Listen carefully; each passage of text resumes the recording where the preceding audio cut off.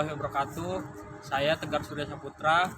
Di sini saya dan teman-teman saya akan mempresentasikan hasil kerja dari kelompok kami, yaitu tentang kasus pelanggaran etika profesi seorang akuntan pajak dan pegawai pajak, yaitu pada kasus suap PT Gunung Madu Plantations pada tahun 2017.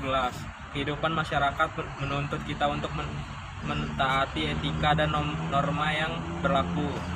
Dengan etika, orang bisa membedakan antara yang baik dan buruk. Pada akhirnya, pandangan normatif tersebut tak hanya berlaku di lingkungan masyarakat, namun juga dunia kerja.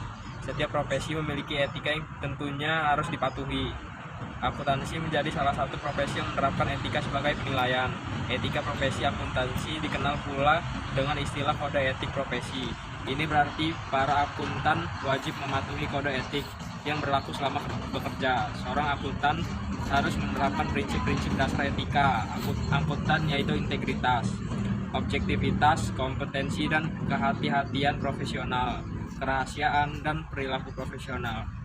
Dalam prinsip etika profesi akuntansi, skandal yang bertentangan dengan kode etik merupakan masalah besar.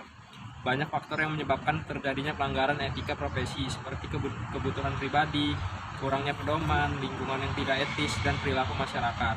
Di Indonesia ini banyak sekali terjadinya pelanggaran-pelanggaran terhadap etika profesi. Salah satunya kasus pelanggaran kode etik profesi akuntan, konsultan pajak, dan pegawai pajak pada kasus suap PT Gunung Madu Plantations tahun 2017.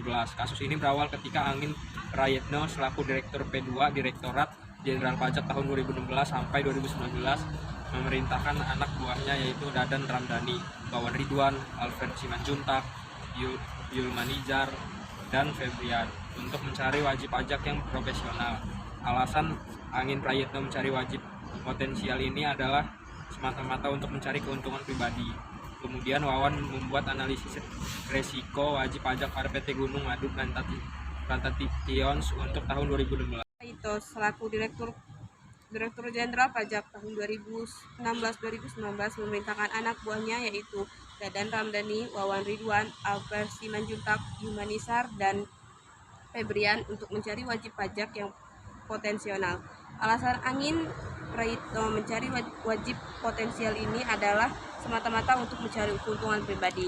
Kemudian, Wawan membuat analisis resiko wajib pajak pada PT Gunung Madu Plantations untuk tahun 2016.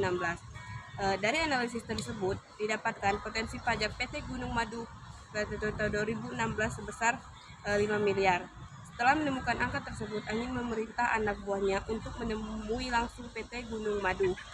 Pertemuan pertama tersebut dilakukan pada 11 Oktober 2017, di mana perwakilan PT Gunung Madu yang hadir adalah Rian, Ahmad Ronald, dan Aulia Imran Amrian selaku konsultan pajak yang ditunjuk PT Gunung Madu.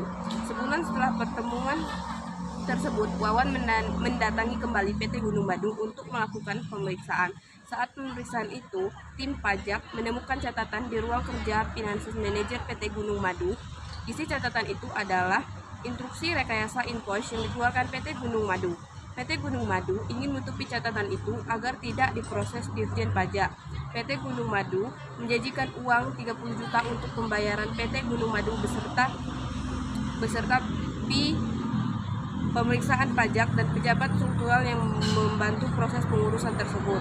Setelah pertemuan tersebut, Yulmanizar dan Febrian menghitung nilai pajak PT Gunung Madu pajak sebesar 10 juta, namun Angin meminta fee lebih dari 10 juta sehingga Yulmanizar menyampaikan kepada Aulia dan Rian bahwa fee yang ditunjukkan adalah 15 juta. Pada tanggal 18 Desember 2017 ditandatangani laporan hasil pemeriksaan PT Gunung Madu sebesar 19 juta. Selanjutnya, Rian dan Aulia menyerahkan uang sebesar 15 juta kepada Yulmanizar di Hotel Kartika Chandra tanggal 23 Januari 2018. Lalu, Wawan Ridwan diperintahkan Angin untuk menukarkan uang tersebut dalam bentuk pecahan dolar Singapura.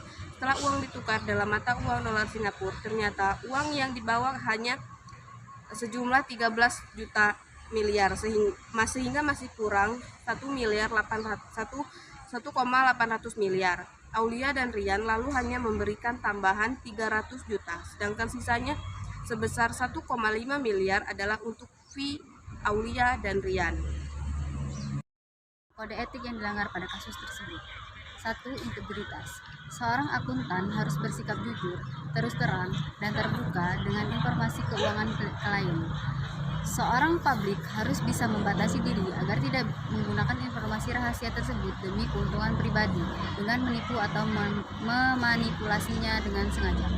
Sedangkan pada kasus tersebut, Angin Prayitno selaku Direktur P2 Direktorat Jenderal Pajak tahun 2016 sampai 2019 memerintahkan anak buahnya yaitu Dandan Ramdhani, Wawan Ridwan, Alfred Simanjuntak, Yulma Nizar, dan Febrian untuk mencari wajib pajak yang potensial.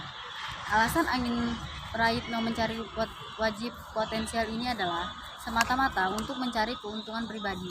Kemudian, pada saat pemeriksaan, tim menemukan catatan yang berisi instruksi rekayasa invoice yang dikeluarkan PT Gunung Madu Platations. Namun PT Gunung Madu Platations ingin menutupi catatan itu agar tidak diproses Dirjen Pajak dengan menjanjikan uang 300 juta. Itu berarti tidak terus terang dan tidak terbuka.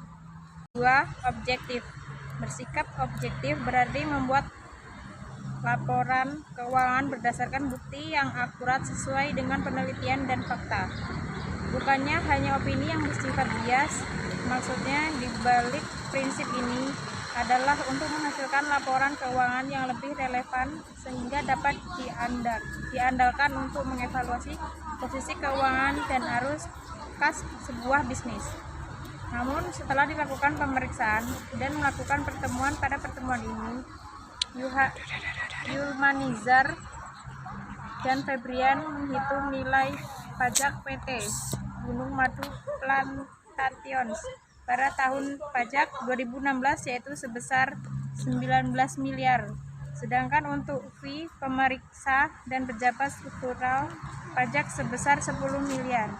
Namun Angin meminta fee lebih dari 10 miliar sehingga Yulma Nizar menyampaikan kepada Aulia dan Rian bahwa fee yang disetujui adalah 15 miliar.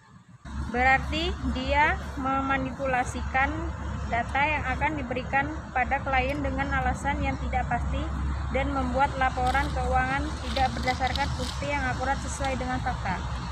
Maka dapat disimpulkan bahwa yang dirugikan pada kasus tersebut adalah perusahaan yaitu PT Gunung Madu Platations dengan kerugian yang berjumlah sekitar 1,5 miliar. Sekian presentasi dari kelompok kami. Saya akhiri. Wassalamualaikum warahmatullahi wabarakatuh.